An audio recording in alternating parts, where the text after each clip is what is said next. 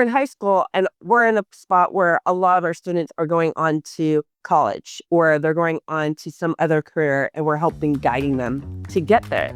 And what is that going to take? Because now we're from freshman year trying to cut off that umbilical cord of mom and dad doing everything. We know we need to make you more independent. And how do we all go about doing that with the emotional labor? I will say even my own family, when I talk to them at the summertime or family get-togethers, there's been years like, can you still do this job? Because what I'm talking about and bringing up, they're like, oh, I didn't realize this would be part of the job. And I'm like, yeah. As the school year ends, our co-host, Dawn Marie, returns to share the challenges of leading and managing students every day that go far beyond lesson planning. Teacher burnout is real, and stories like hers give us an opportunity to peek behind the curtain of education. Listen in and join us here at We Time Convo. Good morning, Dawn Marie. How are you? Good morning, Liza. How are you? Nice to see you again. Very nice to see all of you again. Yes. So we are recording online. I'm recording from bed. It's amazing. I love doing this. So just to put out there, our last episode of season 3 of We Time Convo is on July 2nd, and we will be beginning our season 4 the second week of September. So our first episode of season 4 will be airing on September 10th. Can you believe that we're on our 4th season, Dawn Marie? No, I can't believe it. I think this is amazing, and it's very nice to bring up topics and talk about them. And yeah, you've been with us since the first season, so thank you very much for yay! Jumping on. We are nearing the end of this school year. Isn't that crazy how fast the school year went? I feel like this year went by in a blink of an eye, and there's so much to learn from this year to bring into the next one. So I'm kind of excited now to have some downtime, hopefully, to look at our growth and where we need to improve upon. Do you have any summer plans? No major summer plans right now. My kiddo and I kind of came up with an idea of, since we're in a very wonderful area of tons of museums that are very big and popular, I'm like, and when I was in elementary school, we went to visit a lot of the museums in San Francisco. Those were like field trips. But living in San Jose, it's not really a thing to do. Like, they didn't go on far field trips like that. So I wanted to, take her. She likes museums, so take her to as many museums as we can. Oh, that'd be fun. In the Bay Area and out a little bit, and then also try to hit up some more national parks around us, because I feel like, sometimes you just get hooked in your bubble and everything doesn't need to be a tropical vacation, and California does have a lot to offer. Yes, there's so much out there that, like, I've lived here forever. There's so much out there to explore, and it's so beautiful out there. So I love that for you guys. You guys will have so much fun. What are your plans with all the kiddos and everything? So, yeah, because you have a different... Yeah, I have a different schedule. I don't get a full summer. I'm a 12-month employee, so I plan on taking 2 weeks off for vacation. But I just finished up my spring semester of college. I was taking college classes. Yay! And so I'm taking 4 summer classes. So I decided, you know what? Since I'm going to be at work, it's going to be slow. I'm just going to do some schoolwork, and why not? I think we plan on going to San Diego for a weekend with some friends. And Violet's coming with me. Hopefully Ava would like to join, but that's pretty much it. That's my summer, is school and maybe a quick trip to, we're staying in California too. So yeah. Well, yeah, we need to do a podcast about you going back to school and working and doing all this stuff. Oh gosh, I can't even believe it, but I'm excited. I'm hoping to graduate with my associate's degree next year, at the same time next year. So yeah, I'm going to have a big party. So yeah, you guys are all invited. Yeah, because you're definitely putting in the work right now. Kudos to you. Yeah, for sure. Because this time around, I actually want to learn. Yes. And I want to do my best, as opposed to like being forced to go to school. Yeah. And not wanting to do it. You took some gap years. Yeah. A really, really, really, really big gap. For a lot of gap years. So speaking of, us winding down the school year and all your teaching stuff, and today's episode is we're actually going to be talking about the hidden emotional labor of teaching. Yes. So in your words, what is emotional labor labor and how is it different from the actual job of teaching? That's a great question. For us, same thing with parenting. Being a single parent, it's unseen psychological effort required to manage, suppress, or fake emotions to maintain a professional, calm, and supportive classroom environment. So I call it the invisible emotional labor. You're not necessarily prepared to hear, handle, and assist somebody when they're trauma dumping on you. They're expressing themselves to you in a way where you're like, oh, this isn't about a worksheet or how to get the information to you. This is sometimes very life and death stuff. Sometimes it is just their psychology of their anxiety being dumped on you or whatever trauma is happening to them at that time. So it's a lot of invisible emotional labor that you're doing. So I think some people think, and I've definitely had parents at my board meeting, like, oh yeah, this is easy. You just do this. And well, you're thinking about a lesson that's not interrupted and no one is telling you about their grief or their worries or concerns. You just think you get to talk. They listen. They do everything the first time. Right, right. And so we have definitely colleagues in a variety of different subject matters. Mhm. And we have a therapeutic model on campus, which is a really small contained class to help a lot of students who do have quite a few emotional triggers. And Like that's what Russ does. yes. Another guest host, yeah.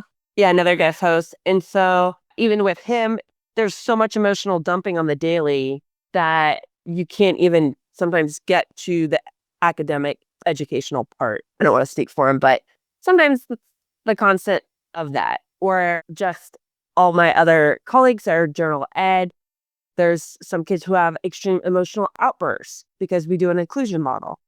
How do you handle an outburst when you are so honed on keeping track of everybody else in class? And You have keeping 29 other kids, right? That like need your attention and that, you know.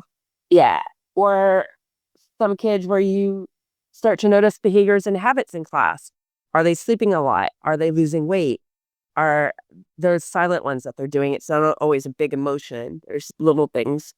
And then, okay, we got to gather people together to have a meeting, guide them to, and we're lucky to have therapists on campus, but not everything's in real time. And some people have it, it's like an episode of Dr. Phil and Oprah all the time. Yeah. And you've been up front in the main office too, where there's been big explosions of somebody where I'm like, I need to remove them from class to hopefully calm down, but then they explode all over you guys too at Yeah. front. I think what a lot of people that are not in education, I think a lot of them think that teachers teach and work during school hours and that's it. Like Oh, it. 8:30 to 3, that's it. And then after they have a life and then they get their summers and then they have their evenings and it's not because I think like you said, like emotional labor stays with you 24/7, whether it be a student that like you had to file a CPS report on because there's shit going on at home, right? And you don't do that. You don't file a CPS. You learn things from a student that's bad things that are happening at home. You file this report, you let admin know, and that's it. That leaves you. It doesn't because these are students that you see they're essentially your children for the year, right? Yeah. You get to know them. I have to tell everybody, sometimes the kids don't. I'm like, we want the best for you. We know you're part of a team with your parents. There's us, and we're in high school, and we're in a spot where a lot of our students are going on to college or they're going on to some other career, and we're helping guiding them to get there. And what is that going to take? Because now we're from freshman year trying to cut off that umbilical cord of mom and dad doing everything. We know we need to make you more independent. And how do we all go about doing that with the emotional labor? I will say even my own family, when I talk to them at the summertime or family get-togethers, there's been years like, can you still do this job? Because what I'm talking about and bringing up, they're like, oh, I didn't realize this would be part of the job. And I'm like, yeah. So that emotional labor of everything, you don't know what your caseload's going to be, who you're going to get as a teacher, what's going to be brought up. So there's been examples of times for myself. I'm about to teach a swimming unit, which is 45 kids ish in the water. And One for po- those of you who don't know Dawn Marie yet by now, she's a physical education teacher Yeah. and department chair. Yeah. Yeah. So one boy was telling me that he's like, hey, I went to the hospital last night. I have a collapsed lung. I'm just here right now collecting. I'm like, you can't go swimming. He's like, yeah, I just want to know what I need for the rest of the semester. And I'm like, I'm about to teach class. Why did your parents let you come to school? And he's like, I was pretty insistent. I just wanted to talk to all my teachers right now before I go back to the hospital. I'm like, oh, okay. Then another girl's like, hey, I can't get in the pool right now. I've been cutting myself. I don't want everybody to see the cuts. Oh my gosh. I'm, I have. And then another girl's like, hey, I was molested recently. This is kind of triggering to be in a bathing suit. I'm like, Oh my gosh, Dawn Marie. yeah, but it Wow. happened when Yeah, it what? was like it's 8:30. Yeah. All You handle all of that. Yeah. yeah, and I'm like, okay, all the kids that are in the pool just get back to the shallow end. I'm trying to thank God for cell phones. Yeah. Call specific people right away to make sure the kids that just gave me that information, I'm connecting them with appropriate people, my counselors or whatever. And then I'm like, okay, I don't know if I can let them go and leave my class to go to the main office by themselves because I'm worrying about collapsed lung and any other emotional things. So I'm like, I need you to come to me and make sure they get picked up and brought to the main office. And then you're like, okay, well, just let me go back the rest of my day afterwards and maintain the ADHD and all this other stuff. Oh, the other side of the spectrum for whatever. Yeah. And then I'm like, how am I supposed to, when they talk about giving to the cup, I'm like, who knew this would be a bucket that you need?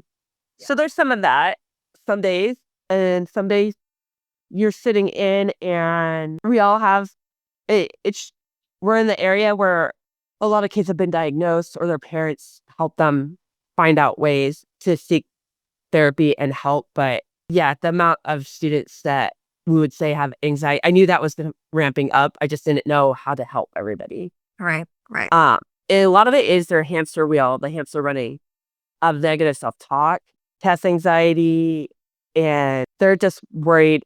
So we have the other spectrum of where they're just worried about the grades. And that's their main concern is that and having meltdowns if anything looks like a B or a C. Even though it might be an accurate representation of their depth of knowledge and what they're able to do, God forbid someone gets something that they think is going to predict the rest of their life. Other life. Yeah. Yeah. Crazy. So, and you see a lot of stuff up front too. Yeah, for sure. For sure. You know, like I'm in the office side. So a lot of the stuff is disciplinary, issues with students. And a lot of them sit in the office and, back there with me. And I get to know a lot of these students. And your first thought is like, crap, like there's this fucking kid, like always walking the halls and he's back there with me. But like you have a conversation with them and it's like, he does have like a tough life or he or she, like there's a reason why they act the way they do. They've just had a tough life and they don't have like the kind of life that a lot of our kids that go to our school have. So, I just learned to have more compassion towards a lot of the students. And it's nice because, there are one or two students that see me as their safe space. And it really, really does fill my heart that they can come to me and they trust me enough to, rather than be at class and go through anxiety, if they want to sit up there with me, I'm like, my own kids don't even want to like hang out with me. But, also, Yes. the downside to it is I worry about them. Once school lets out, I'm like, are they being fed? Or because, a lot of these kids actually are, students that are in foster care. Yes. And it's like, I worry about them all the time, but it's like, it's not my job really, it doesn't leave me. Once I leave school, I'm always worrying about them. They're going to graduate. And I'm like, how is their life going to be after graduation? Like, are they going to continue on this path? Are they going to change? So it really is like compassion fatigue, right? Like Yes. you care too much when you really shouldn't be, right? Yes. And as almost everybody will tell you, there are some great lessons that our students learn in the classroom, but how you treat them is really going to stick out and be in their memory for a very long time. And I would say schools don't have enough funding, money, or support to hand up every emotional issue that comes up and arises. We constantly need training on that. We didn't talk about anxiety or stress when I first started working there 20 years ago. We didn't have a wellness center. None of the kids spoke out loud as much about what was going on at home. That was rare. And me and you and I being conscious of who does maybe that don't have family trips to Hawaii, that are just worried about the next meal, schools where they get consistent meals, schools where there's a lot of adults looking after them.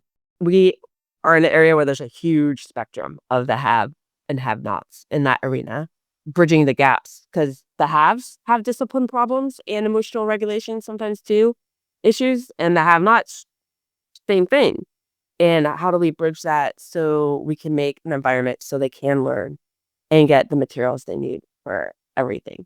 And that emotional burden falls onto the teachers, because my general ed teachers are in a little square room or rectangular room. I feel like that could be a hot box for issues sometimes.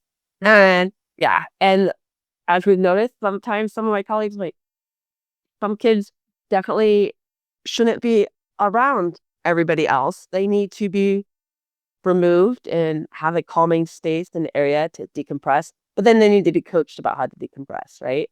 Right. The emotional burden on teachers is, he said, bringing stuff home. We definitely talk about kids outside of work. Mhm. And to have compassion, to also thank you for enlightening me about what's going on with them, and vice versa, because sometimes you get pertinent information and I'm like, oh, that makes sense Mhm. of this and that. But now there's a lot, and teachers are definitely feeling that burden of a lot and the massive amount of it.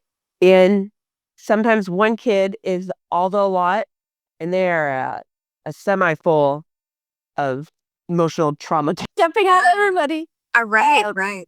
Yeah, it's not a bucket, it's not a cup that they're dumping, it's a semi information. So I'm very always proud. The majority of my colleagues are very giving and kind, and they want the best. But I can tell you by now, at the end of the year, even the people I look up to about stuff, I'm burnt. I'm done. Like, Yeah. I need, They're just burnt out for sure.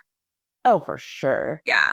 And it's the wind up of the end of the year, which doesn't mean anything, because we have our lives to live. It's just, it doesn't end. Right. Some of these kids are coming back next year. Yeah. And some of them X, Y, and Z. So yeah, emotional burnout. But I feel like that our institutions need to start looking at teachers' health and well-being, because you're going to start losing really quality educators if you keep on giving them too much. So what are some boundaries you think at the main office you figured out for yourself that kind of help you with all this stuff? I think just for me is just pretty much, I mean, I'm always going to take it home with me, but I also try to keep it professional. I think a lot of the boundaries that I have put on myself is basically, I'm going to keep being a safe space, but I'm also going to be professional about it and not be too, like, my first instinct is like to be motherly, right? Is like, "Oh, I want to buy this kid lunch every day," or like I want to buy them school supplies, and it's been very, very hard for me not to, but I feel like that's where I kind of just draw the line. Like, if I'm gonna do this for this one kid, I gotta do it for like all the other kids too. But it is really hard to lay down boundaries because, like I said, it's hard for you to lay down boundaries with your own kids, right? And then let alone, for these students, definitely that you have like soft spots for, right? Yeah. Yeah. And I've found that I've had to learn over the years that I don't have to carry whatever's happening at work home, but we need to start coaching up our teachers right now about you don't have to respond in real time to every email that comes up. If there's a parent that's harassing you, that's the other thing. Some parents harass quite a bit because they're constantly checking grades. They're the ones making connections or reaching out more than the student. Then how to handle that. There are parents right now for our seniors, I'm sure, that are begging for certain grades for their students. How to combat that, because that's another shock. It's the worst. Yeah. At the very end of everything. And then I feel we as a district and school, how to create more professional wellness for ourselves. What can we do? Because no longer should I be talking just about the lesson, but the emotional burnout for us, how to safeguard it shouldn't be something we're only looking at individually as for ourselves. I feel like my district should be helping combat that with everybody, because you're not going to retain teachers then. Besides the pay, you're not going to retain if the admin and the higher ups can't handle some of these situations that are rising, or a lot of them.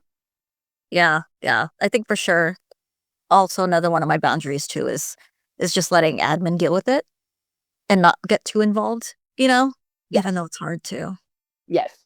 So that too, having a strong admin team that is being reflective about practices, how to help the teacher and the students. Sometimes as a teacher, we feel like it's not enough, but we don't know maybe the big picture, some stuff that is happening with the student, but it needs to be more direct. We need to have better tiered systems in place to help them. Yeah. And but I would say the burnout is very real, because even on social media, hearing other teachers talk about it throughout the country. Yeah. I would say now more than ever, since our students know how to live out loud, they're constantly having on their phones, tweeting, texting, no more tweeting, Snapchatting. They also think they're pseudo therapists sometimes too. And that's an interesting thing. So they have sometimes the vocabulary, but not the action items and how to make something actionable for them. Or they're going to see a therapist, but they're dumping, but they're not getting any tools. But I started to be a little bit bolder about, like, what tools do you have? What have you learned from therapy? And asking if they share, and to see what coping mechanisms they got. Yeah. Which is sometimes next to none, which is getting hard to hear. But do you think social media has changed expectations of teachers now that we have social media? A lot of it. I think we're naive to think, not expectations of teachers, but I think we're naive to think that social media has changed how their brain function works. Yeah.